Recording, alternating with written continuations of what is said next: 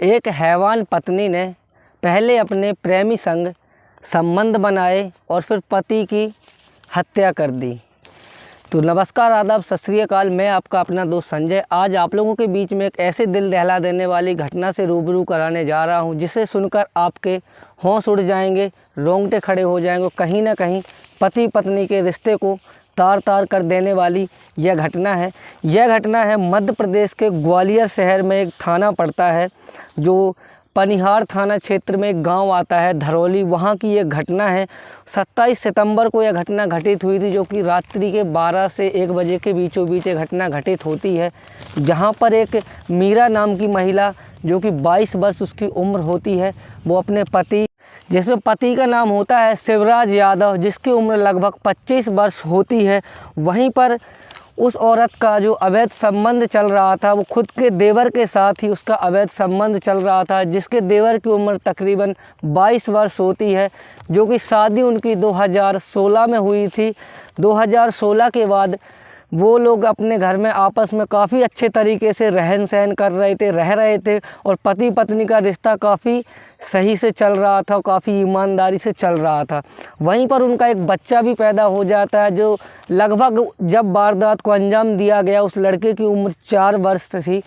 तो वहीं कहीं ना कहीं 2018 के बीच में जो उन दोनों के नैन मटक्का हो जाते हैं, जो देवर भाभी का अवैध संबंध चलने लगता है और एक दूसरे से कब नज़दीकियां बढ़ जाती हैं और कब शारीरिक संबंध बनने लगते हैं, उन्हें कुछ पता ही नहीं चलता।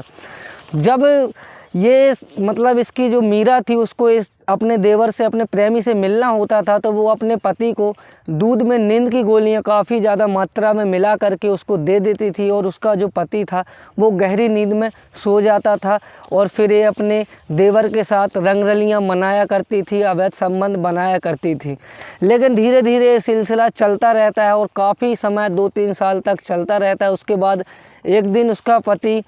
सो रहा था, इसने दूध में गोलियां मिला करके दे दी थी, लेकिन उन गोलियों में एक गोली मिलाई थी सिर्फ दूध में। उसकी वजह से पति की अच्छी तरीके से गहरी नींद ना लगने के कारण कहीं ना कहीं रात में उसकी नींद खुल जाती है और जब इस दृश्य को उसका पति देखता है तो उसके पैरों तले से ज़मीन खिसक जाती है। खुद का सगा भाई ऐसे कैसे कर सकता है और अपनी ही भाभी के साथ ऐसे आपत्तिजनक स्थिति में कैसे रह सकता है और कैसे एक भाई के साथ विश्वासघात कर सकता है। इतना दृश्य देखने के बाद उसके जो शिवराज है, उसका खून खौल जाता है और उन दोनों को मारने पीटने लगता है। लेकिन वो अकेला क्या करता, वो दोनों ने पकड़ के, उसके भाई ने और उसकी जो पत्नी थी मीरा, उसने पकड़ के हाथ पैर बांध दिए और काफ़ी मारा पीटा उसको। हाथ पैर बांधने के बाद उसको उसके मुंह में कपड़ा भी डाल दिया। कपड़ा डालने के बाद उसको करंट लगाया, काफ़ी टाइम तक करंट लगाया, जब तक उसकी मृत्यु ना हो जाए तब तक उसकी जो मीरा पत्नी और उसका जो भाई था, उन दोनों ने उसको करंट से मारने का प्रयास किया और कहीं ना कहीं फिर शिवराज अपना दम तोड़ देता है और मर जाता है। फिर वहाँ से शुरू होता है इसका एक और घिनौना खेल। उस वारदात को एक घटना बता करके ये लोग सुबह से उसका अंतिम संस्कार भी कर देते हैं और घर परिवार वालों को ये बिल्कुल शक नहीं होने देते हैं कि ये हत्या है। फिर कहीं ना कहीं घर वाले वो एक सोच लेते हैं कि हाँ, हो सकता है एक हादसा हो गया हो और शिवराज का जो है हाथ लाइट में चला गया हो, उसकी वजह से इसकी मृत्यु हो गई हो। तो उसका अंतिम संस्कार वगैरह भी कर देते हैं और कुछ दिन के लिए ये लोग बहुत अच्छे तरीके से रहने लगते हैं, सब नॉर्मल हो जाता है। लेकिन धीरे धीरे जैसे ही समय व्यतीत होता है, समय आगे बढ़ता है, ये घटना जब 16 अक्टूबर 2023 को एक खुलासा होता है कि उसका 4 साल का जो बच्चा था, उससे पूछताछ की जाती है तो उसका कहीं ना कहीं उसके बच्चे ने उस घटना को अपनी आंखों से देखा था और फिर पुलिस जब पूछताछ करती है तो उस बच्चे, जो कहते हैं कि बच्चे भगवान का रूप होते हैं, तो बच्चे कभी झूठ नहीं बोलते हैं, तो बच्चा अपनी पूरी सच्चाई बताता है कि इस तरीके से शिवराज का कत्ल हुआ था, मेरे पापा को इस तरीके से मारा गया था और मम्मी ने और चाचा ने मिलकर के पहले पिताजी के हाथ पैर बांध दिए, उसके बाद मुंह में एक कपड़ा ठूंस दिया ताकि ये चिल्ला ना पाए और फिर जो बिजली का तार होता है उसको काफ़ी टाइम तक उसको टच करके रखा कि तब तक शिवराज की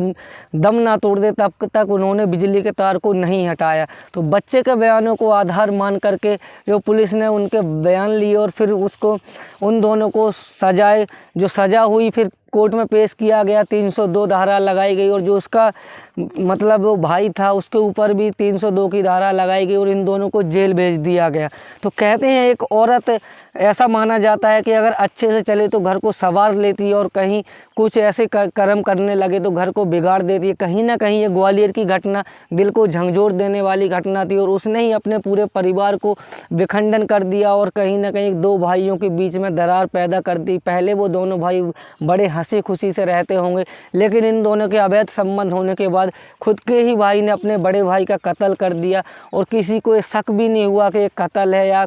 वे घटना कत्ल की है या फिर ऐसे ही दुर्घटना में इसके भाई की मृत्यु हो गई। फिर जब ये सनसनीखेज पूरे ग्वालियर में फैलती है तो पूरे आस पड़ोस में चर्चा होने लगती है कि एक भाई के साथ ऐसा एक भाई कैसे कर सकता है। और जो बच्चा अगर उस टाइम पे देखता तो उस हत्या को उन लोगों ने दबा दिया था और कहीं ना कहीं समाज को कभी ये पता न लगता और पुलिस को कभी ये जानकारी नहीं लगती कि ये हत्या है या घटना है। तो उस छोटे से बच्चे ने इस पूरी घटना का खुलासा किया। फिर वहाँ पर केस वगैरह होने के बाद उनको जेल भेज दिया गया और बच्चे को उनके दादा दादी के सुपुर्द छोड़ दिया गया और जो मतलब दादा दादी हैं उनका लालन पालन अभी उस बच्चे का कर रहे हैं। अभी बच्चा फ़िलहाल 4 साल का ही है। तो गाइस, इस घटना को सुनाने का मेरा उद्देश्य किसी को भावनाओं को ठेस पहुँचाने का नहीं था। मेरा बस आप लोगों को जागरूक करना है और ना ही किसी को बदनाम करना है, क्योंकि मैं अपने इस चैनल के माध्यम से ऐसे ही सनसनीखेज की वीडियो और स्टोरी कहानियाँ वगैरह आप लोगों को सुनाता रहता हूँ। अगर वीडियो अच्छा लगे तो वीडियो को लाइक कर देना और चैनल को कर देना सब्सक्राइब। आप सावधान रहें, सतर्क रहें, अपने परिवार का ख्याल रखें। मिलते हैं अगले एपिसोड में, तब तक के लिए जय हिंद, जय भारत, वंदे मातरम।